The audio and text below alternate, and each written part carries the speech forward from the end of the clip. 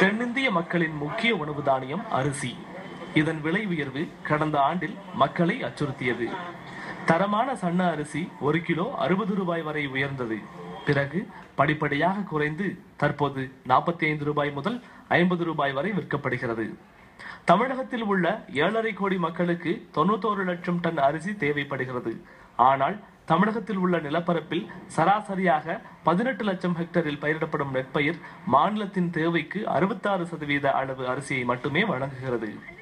மீதமுள்ள தேவைக்கான அரிசி ஆந்திரா மற்றும் கர்நாடகா ஆகிய மாநிலங்களிலிருந்து கொண்டு வரப்படுகிறது. கடந்த 10 ஆண்டுகளாக எந்த பிரச்சனையும் இன்றி இது தொடர்கிறது என்கிறார்கள் இந்த வணிகத்தில் உள்ளவர்கள்.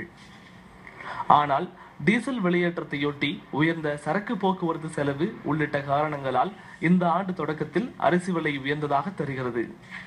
இருப்பினும் அண்மையில் பெய்த பருவமழை நாடு முழுக்கவே நன்றாக இருந்ததால் இனி விலை குறைய வாய்ப்பிருப்பதாக கூறப்படுகிறது.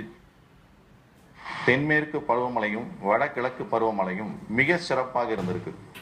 அதை நாம் எல்லாருக்குமே கடந்த ஆண்டை விட இந்த ஆண்டு மிக சிறப்பாக இருந்திருக்கு.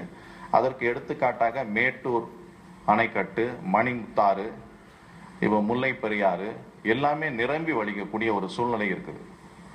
அதே மாதிரி தென் மாவட்டங்கள் எல்லாமே மிக சரியாக அந்த மழைக்காலங்களுக்கு முன்னாலேயே அந்த பயிரை நடவு செய்திருக்கும் காரணத்தினால மிகப்பெரிய ஒரு பம்பர் கிராப்பை வரக்கூடிய சம்பாவிலே எதிர்பார்க்கக்கூடிய ஒரு சூழ்நிலையை தமிழகம் இருந்து வருகிறது. அரிசிக்கு அடுத்ததாக மாதாந்திர குடும்ப பட்ஜெட்டில் பெரிய